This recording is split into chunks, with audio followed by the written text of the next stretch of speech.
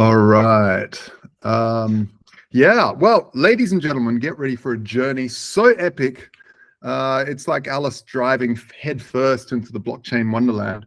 And yeah, basically, welcome to another episode of Down the Rabbit Hole, where we navigate the twists and turns of the crypto universe and uncover some of the best kept secret. Today, we have a very special guest who's not only an expert in the magical world of blockchains, but also a powerful force for social impact and many other things. She's basically the Mary Curry of crypto, the Amelia Earhart of digital currencies, and the Wonder Woman of decentralized world, the one and only Dr. Jane Thomason. She's also an advisor on the Standard Protocol. So yeah, welcome, Dr. Jane. Thank you. What a wonderful introduction. I think Alice is falling down the vortex at the moment into the metaverse. So let's see where this can take us. Yeah, great. Thank you very much. I mean, let's just quickly step back a little bit. And I'm sure you've given your bio over and over again, but for the listeners that don't know who you are, which will be very few, why don't you tell us about yourself and how you got here to this space of metaverse and crypto? Yeah, no, all right, happy to share. Well, my story's one that's quite well known because it was really my son. I had a long career in healthcare, and in 2010, he said, "Hey, Mum, there's this new digital currency they've invented. It's called Bitcoin. You should buy some." And of course, I completely ignored that advice. And then in 2016, he came back again and he said, "Mum, did you buy any of that Bitcoin when I told you?" And I said, "No." And he said, "Well, I can't remember what it was. Maybe it was up to nearly 1,000 or something like that by then." And he got really mad and he said, "Now listen, Bitcoin is built on blockchain and blockchain's going to change everything and you need to learn about it." And so I was really chastened for not having bought any Bitcoin at that point. And I started trying to read about blockchain and trying to understand it. And it took me 6 months of being utterly confused. The more YouTubes I looked at and the more articles I read, the more confused I became. And I didn't know what a Merkle tree was or any of these other terminologies that people use. But then somehow one day it all came together when I was thinking about a humanitarian setting. I was thinking about the tsunami in Banda Aceh, the Boxing Day tsunami, when 200,000 people were washed away. And just suddenly the whole thing came together because it wasn't just that people were lost, all the identities were gone. So no one knew who was lost, no one knew who were in the hospitals and the camps. All the bank records were gone, all the land records were gone, all the health records were gone. People wanted to send humanitarian relief in really quickly and they couldn't. And somehow just the thought of that and all of this 6 months of confusion about blockchain, I suddenly could see just how profoundly important that this could be for many really wicked problems we've been working on for years. And I was really compelled to learn about this technology, find projects that were working on it, understand it better, and just be part of helping people understand why it is really important and socially significant for us. Yeah, fascinating. And I think, you know, you're not alone when you say you got told about it early and you sort of were on the sidelines and didn't think about it and then rethought about it later on. But you're not alone, because I think when it comes to money, people are very skeptical of anything that's new, let alone so different. I had many confrontations, almost angry, people angry at me to even offer, "Hey, do you take Bitcoin to sell your doodads with," or whatever they were selling. And they would say, "Whatever, I can't pay my rent with that crap," like, you know, and they'd never even really heard of it. And of course, years later, they're like, "Man, I wish I'd actually listened to you and taken it," because, you know, the odd sale here and there wouldn't have bankrupt them. 2017, because then I started going to try and talk to international agencies and tell them about it. And it was almost like The Exorcist. They were sort of like get out of my office, do not come back. Yeah. And so, I mean, things have changed obviously since then, but in the early days, there was a lot of skepticism and a lot of hostility.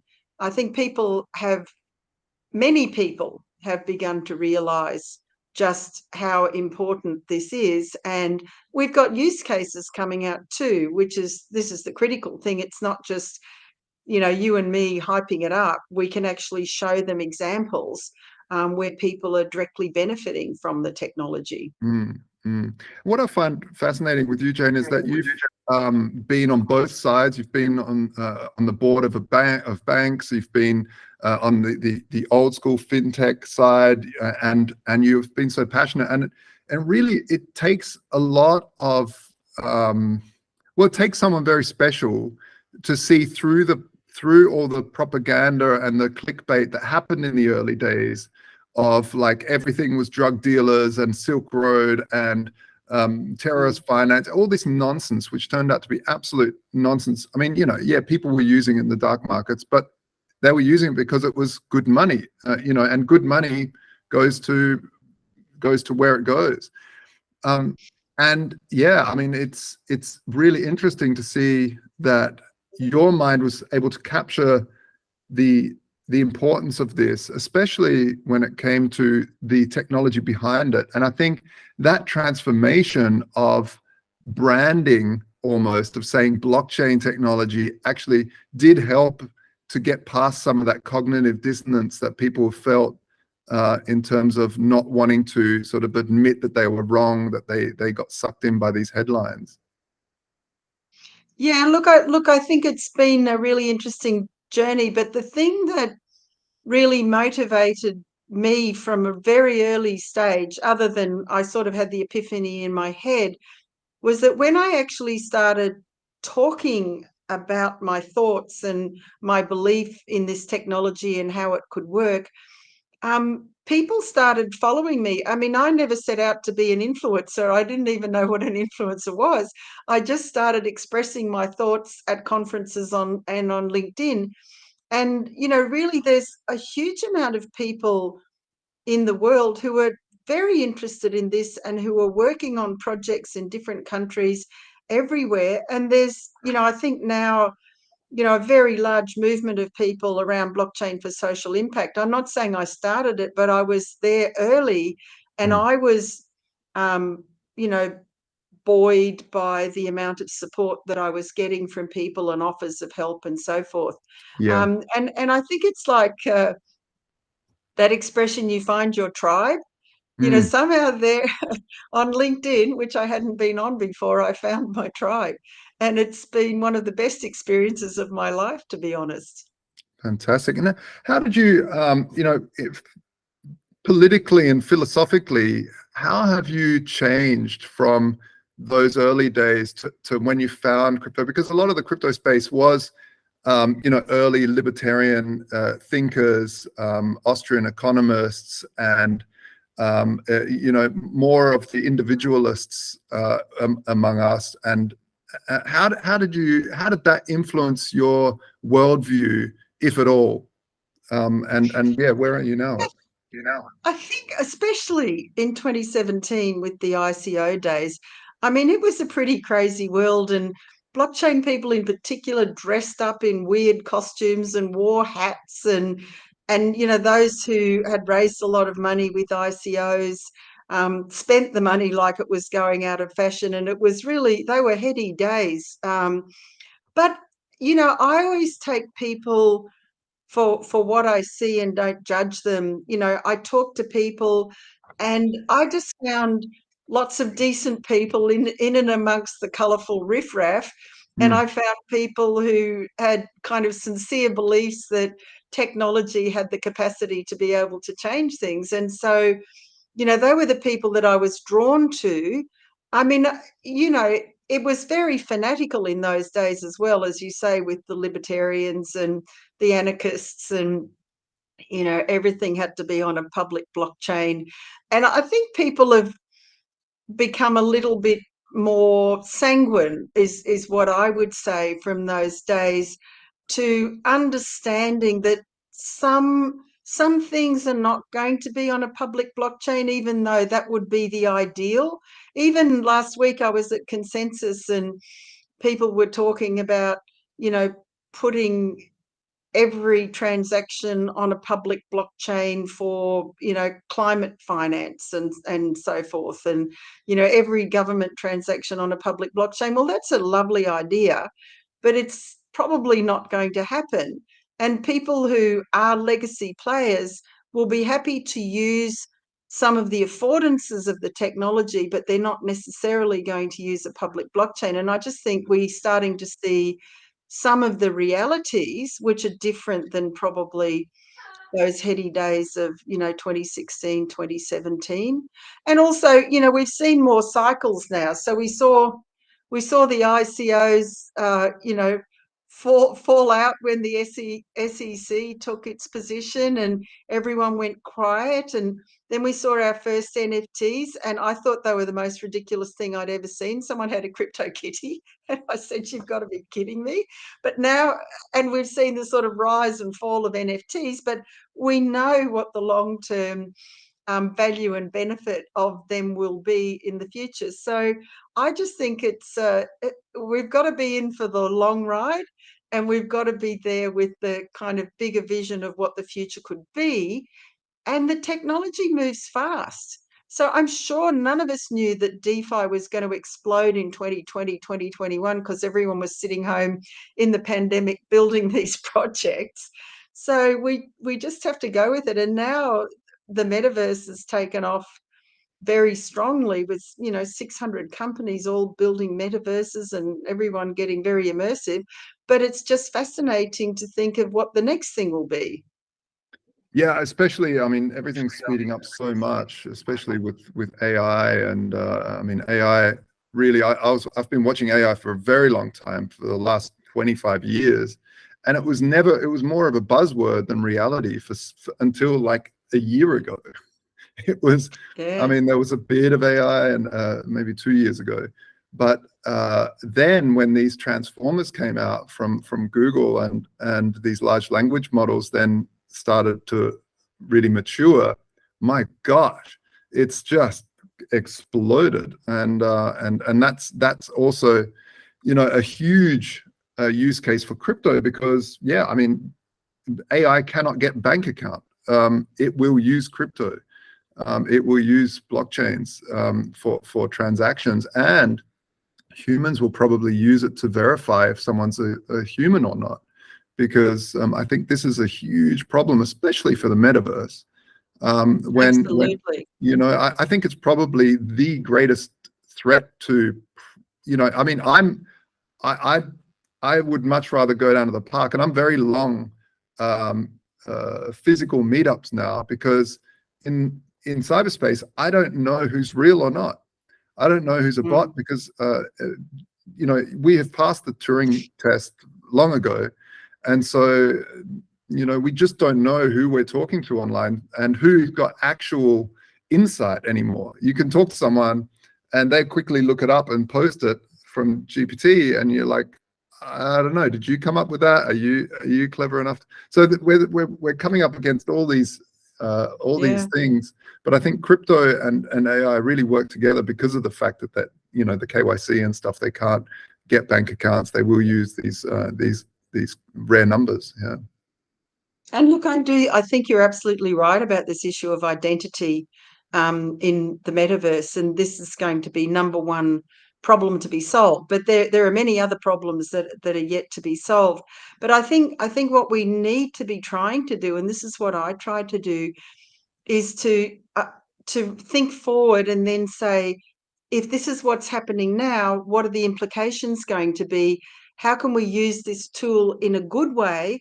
And then what do we need to do to prevent the harms that, are potentially going to take place as well? Because, I mean, it was really brought into stark reality for me. I was talking to an Indian investor just after ChatGPT came out, and he said, I'm really worried about the 10 million Indian coders, because ChatGPT is going to take away their jobs, and what can we train them in now?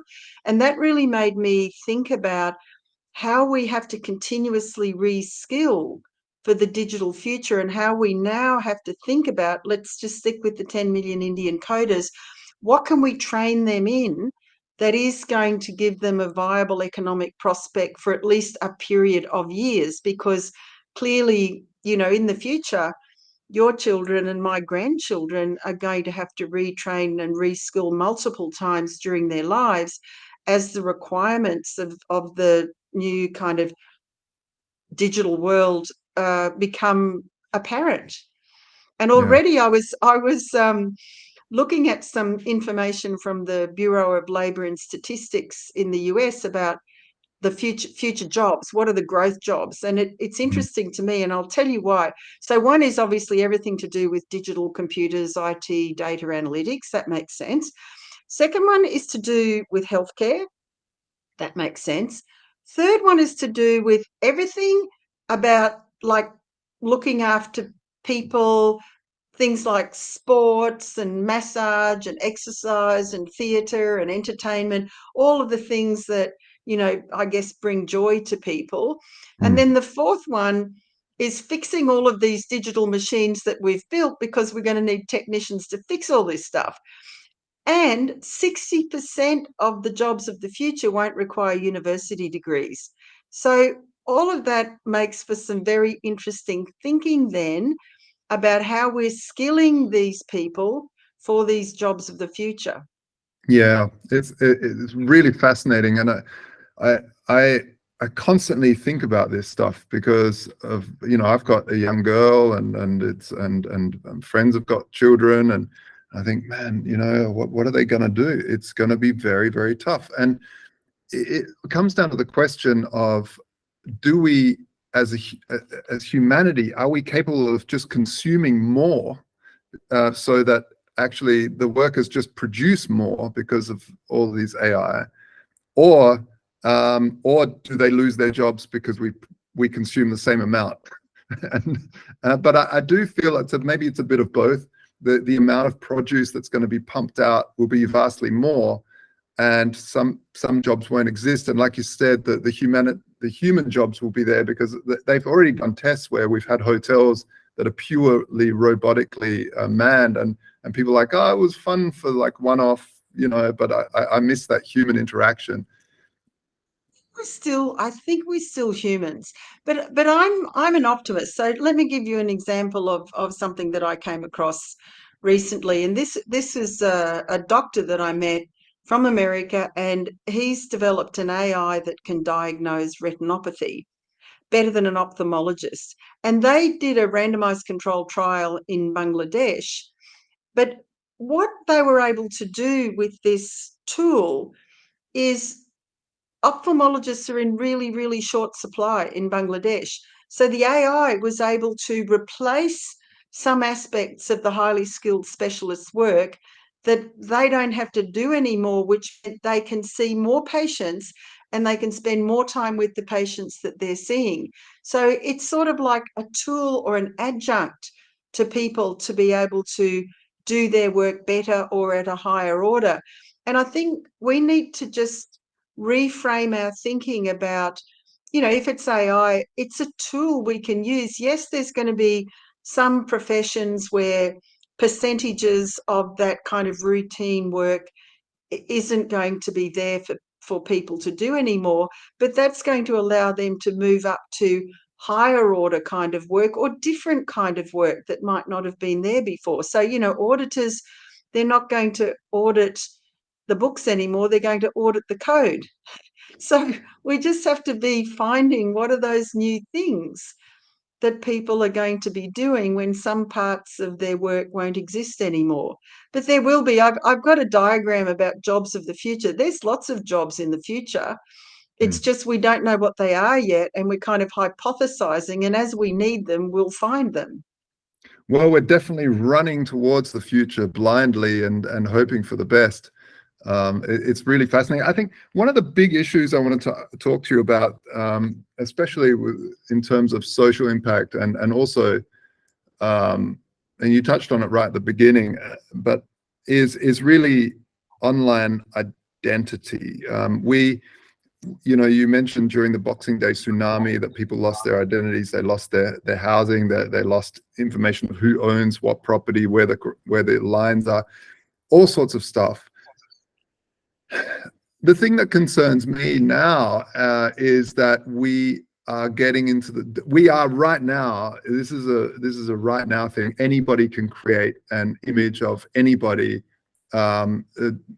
doing anything and then release that, and that person is then demonized and found guilty by the people cyberbullying. And I mean, it's just non-stop, the amount of stuff that can be released using deepfakes and AI and voice cloning. And I mean, I was in Australia a little bit, the amount of scam calls I got, funnily enough, I don't get them in Europe, but they were just extraordinary. It was every day, like 2 or 3 calls, trying to harvest my voice, and so in the future, and a lot of people, I've been hearing these murmurs of people saying, well, to get online in the future, you'll have to prove you're human, get some sort of cryptographic proof that you can log in with that. But that's also a very slippery slope in my mind to absolute domination over everybody and control over everybody. Let's say they don't like your political views, they'll just turn off your internet credentials, and now you're basically totally cancelled.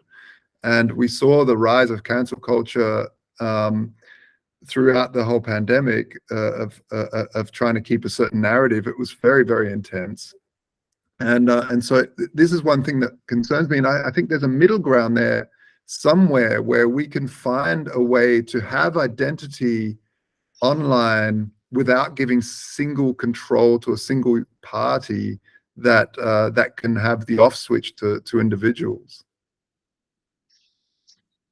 That's a very deep thought that I'm going to have to kind of deconstruct a little bit there. So I think we need to distinguish between identity and kind of certification and credentials and pieces of paper issued by governments that, is them conferring that you are you. But obviously with sort of blockchain and some sort of biometric, you can be you, but the question is who recognizes that. And so I think this is it's been a challenge from the beginning when I started thinking about identity, because I used to work on civil registration and vital statistics, and I realized that it's not enough to prove that you're you, but you can't drive a car unless a government gives you something called a driver's license that kind of recognizes that you exist, and then they're giving you a driver's license or a passport or a birth certificate and so forth. And so I think the issue is this kind of notion of self-sovereign identity and who recognizes it. So one example that, I've had a lot of discussions on is, say, refugees, because refugees have, run away from their homes, possibly being attacked and so forth, without any of their certification or their credentials. And then they have to try and recover everything to prove that they are them. And then even when they get some sort of identity through a refugee camp, that's then not recognised as a passport in any country. So then they have to go through the whole process of resettlement with some sort of UN travel pass to get to a country that might at some point accept them, to give them a passport. So I think this issue, just imagine if they could be issued with an identity in a refugee camp that then could be recognised by international borders like a passport. Yeah. This is the It's issue. extraordinarily important. I mean, especially when it comes to children, this is where the highly vulnerable children can just disappear and get, trafficked because they've got no identity. No one will miss them, because apart from the parents, because the parents don't know where they are. It's a shocking problem to try and solve, and a very urgent one. But yeah, it's very, very fascinating, because you've got that side of it, and then we've got the more first world side of it of deep fakes and cyberbullying, and feeling like, because if you need an identity, what the argument is that a lot of the statists are coming up with is like, well, if you need an identity to log on, then you'll be think twice about posting something that's fake. You know, but you know, my answer to that is, well, you can always get around stuff, and people will release, you know, some image of a politician saying something nasty about another politician or whatever. It's, you know, I think there'll always be this misinformation, disinformation. It'll be, I think it's a wrong idea to force centralized ID, because the downside of it is extra. You know, our grandparents and I think I mean, I'm on the sort of self-sovereign identity idea where we can permission people to have access to certain parts of the information about us. I mean, I think that we've got a long way to go to figure out how that works. But I just wanted to also, you know, as I've thought about, for example, the metaverse, and there's more than 600 companies building metaverses, maybe 1,000. And a lot of us are thinking about standards and regulation and ethics and all of those kinds of issues. In the long run, I feel like we're going to have something like the fair trade, you know, mark, or Colgate ring of confidence. Like, if you come into this metaverse, then these rules apply. You know, this is how it's going to work. Your children will be safe, welcome. Whereas if you go into the sort of North Korean metaverse, maybe it's going to be different there. So I feel like we're going to come up with some solutions. I hope we are, that are going to enable us to enjoy some of those experiences and benefits, but without the really rampant risks. But I can't finish this conversation without, because you're talking about centralized identity and switching things off, then thinking about CBDCs and centralized currencies where people have got your identity, they've got all your spending habits, they might not like your politics, or they might not like your race, and then they really can switch you off in a very serious way. So I think we've got some challenges about this kind of surveillance state that some people are going to be living in. Yeah, I think it's spot on, and I do feel like that's why it's kind of important to have the viewpoints that sometimes the hardcore libertarian, anarcho-capitalist type, because they might bring the conversation back to the middle a bit, you know, because a lot of people wouldn't never go all that way, but at least we can say we can find a middle ground there. And we do, as a humanity, have definitely challenges ahead of us as we've raced into this. Now, I you know, spent 10 or 15 years working as head of 3D and special effects for film and television. So I could create so-called deep fakes for a very long time with my skill sets, but it needed specific software, very specialized stuff. Now I can sit there on the dunny and do a face swap on my phone and hey, press, you know, I think it's the ease of use that's dangerous for anybody to create this stuff, and the amazing realism that it conjures up is fascinating. But yeah, we definitely there's definitely a lot to talk about there and unpack, and we might need to do that some other time. But we as we head into the CBDC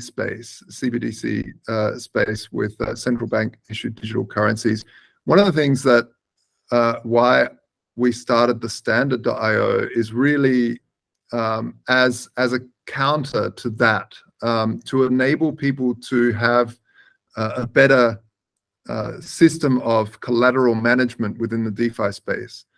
And we're very, very close to launching our version 1 of the smart vaults, which are really, really fascinating because it allows people to borrow from themselves, and if the collateral is dropping in price, they can trade it to a tokenized gold within the locked collateral. Even though they can't withdraw it, they can change it to some other collateral type that's not falling like crazy to stop getting liquidated.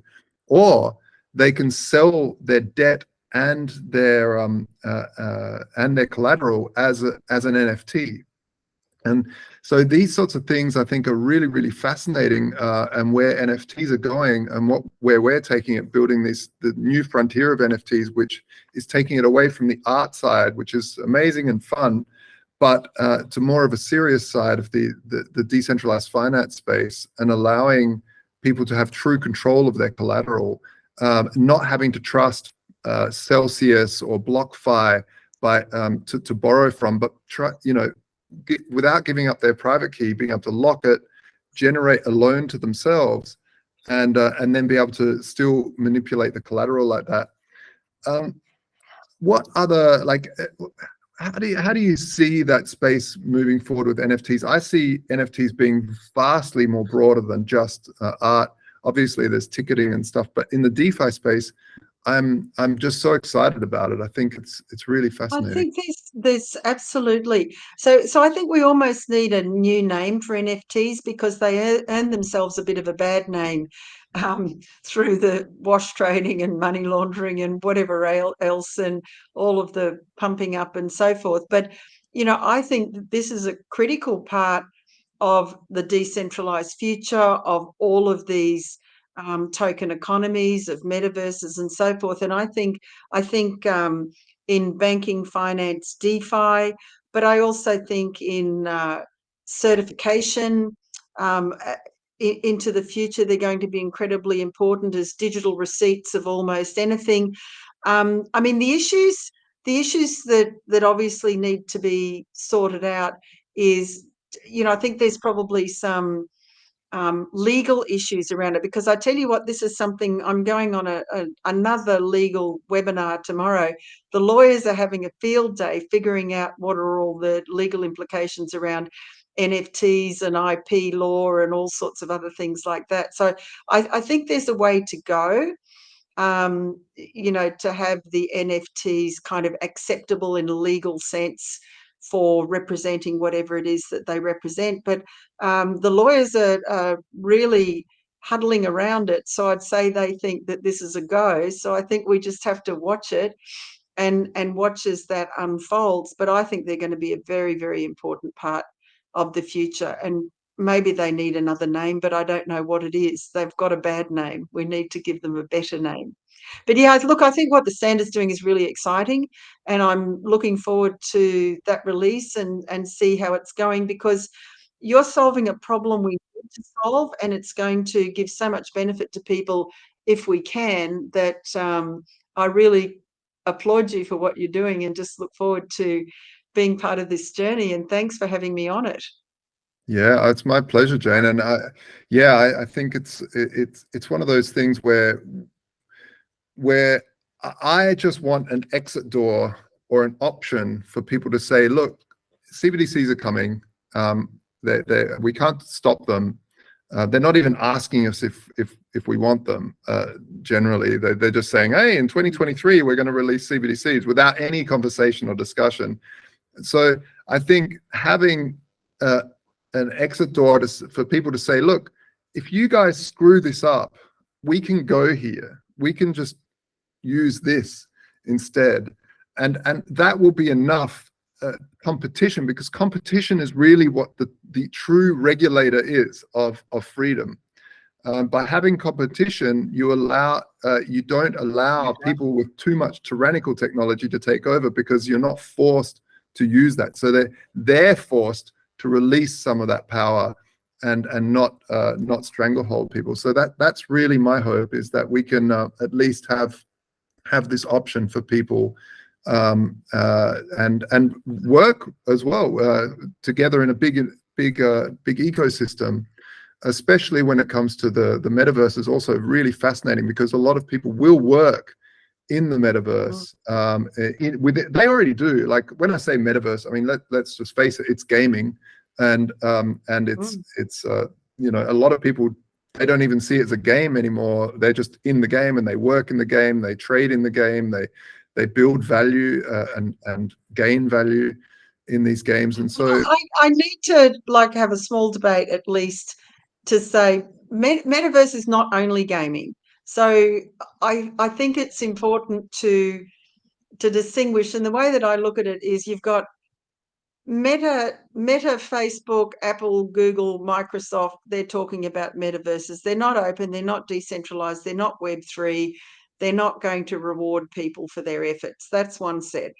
The second set is gaming, but they're not all Web3 games. So there's plenty of immersive Web2 games that might never become Web3 games and become, you know, sort of that Web3 metaverse. And then the third one is the ones who are literally trying to build Web3 metaverses like Sandbox and Decentraland and Illuvium and so forth.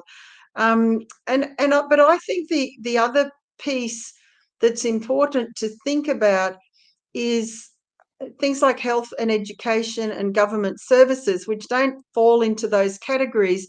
But this is where people are understanding that these immersive technologies and gaming and, you know, the tokenization side of it can actually help us provide different kinds of services to people better. So that's where I tend to live my my metaverse life, except of course now I'm realizing that I'm also having to learn about gaming, because it's the intersection of gaming and immersive realities and the way we incentivize and deliver services to people, which is where it's going. So I'm just slightly debating you that it's all gaming. I think a lot of it's something else, but with some gaming attached. Yeah, very good points. And I guess what I was thinking is that, like you stated, that gaming is really what is building and driving the technology for this. You know, VR. Yes, there is definitely use cases for VR within industry, but a lot of it is gaming. That's where most of the headsets are sold for games, and that technology. Just to define metaverse quickly, do you think metaverse has to be in 3D with a headset on, or is it just are we in the metaverse right now talking? No, we're not in the metaverse, but I think so. What I believe, well, there's no way that you'll have anything like mass adoption of metaverse if you've got to wear those headsets. So that's a no. People are, and you will have magic leaps, not much more than these that enable that kind of experience. Own prediction, and because I work a lot into developing Asia and so forth, is that an immersive experience using a tablet is going to be, people are going to kind of walk, if you like. The majority of young people and the majority of, you know, the people who are going to be the drivers of the economy in the future are going to be in developing countries, and they're not going to be able to afford fancy headsets. And so someone in probably one of those countries is going to invent these, and already are, because I've seen some really interesting examples with VR and the way that they're being used in games and so forth. So that's what my prediction is. No heavy, clunky devices, some really easy way of giving people an immersive experience, but without the headsets, is the one that's going to be the biggest in the future. Because people play games on mobile phones, right? Like Axie Infinity in the Philippines, they were playing these games on mobile phones. And so someone's going to figure that out and invent it. And Well, then I all mean, of those big ones. Google Cardboard's a great example of that. It's a piece of cardboard that you stick your phone in. It only had 2D sort of looking around, and you couldn't walk forward and backward and such. But still, I mean, that's only one step away. Now that phones have LiDAR and stuff, who knows? You could probably do that too. But yeah, it's anyway, that's what I think. Those Oculus goggles, and then I also think the Oculus goggles, honestly, they've got to become a fashion item. We've got to have coloured Oculus goggles with feathers and attractive things, so that when you're wearing them, that then you look way cooler than what you do now. So Oculus goggle fashion coming up. Yeah, well, before the metaverse, I still call it cyberspace. Call me old school, I don't know, but before the metaverse disappears on You're us. so old school. I'm going to call you old school. Dr. Jane, where are the opportunities now that you see between the metaverse and DeFi, and where do you see the opportunities for people that are coming along and thinking, oh, you know, I want to either work in the industry or invest in the industry, or partake in the upside of this crossover between metaverse, gaming, online, and crypto? Yeah, that's an interesting question. Look, I think there's loads of opportunities, but it's the same story as it's been from the beginning. Is first of all, you need to, get into the industry somehow. So you need to go on webinars, go to meetups, meet people, learn about what's going on, find out, where your interests or your abilities intersect to be able to participate. If it's in investing, then go and get some really, really, really, really good advice or really expert people to help you. Or, if you look at the Toby Lewis from Novum Insights is saying that, over a 10-year period, Bitcoin is the single best investment of any investment category in existence. So just like buy it and hold. That is not investment advice. But, I think the answer is there's heaps of opportunity. I'm on a Web3 job Signal or Telegram group, and there's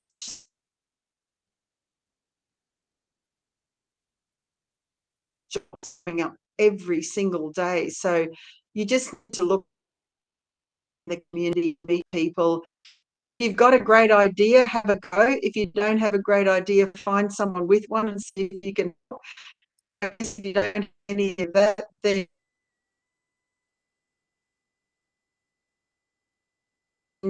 don't invest more than you can afford to lose, and go and find some people who can help you invest it wisely.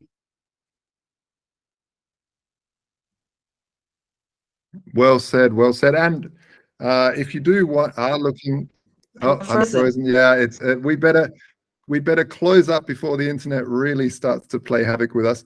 Yeah, if you're definitely in this space and looking for to help out and partake in a great project, we at the Standard are always looking for cool people that have skills and want to partake in a DAO. Yeah, so come and have a look, check us out at thestandard.io, and you'll get links there.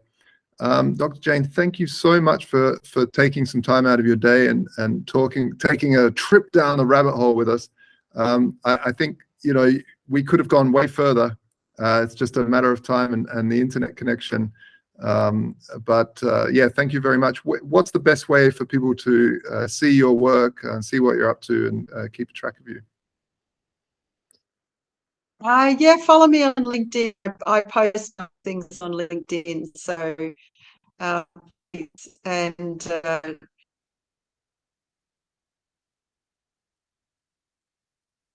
thanks very much for having me, and good luck with the next stage of the project. Yeah, no problem, Jane. Thank you very, very much, and we'll keep in touch. I'll link the LinkedIn in the video below, by the way, folks. Thanks a lot, folks. Please remember to like the video, and whatever you do, have a great day. Ciao.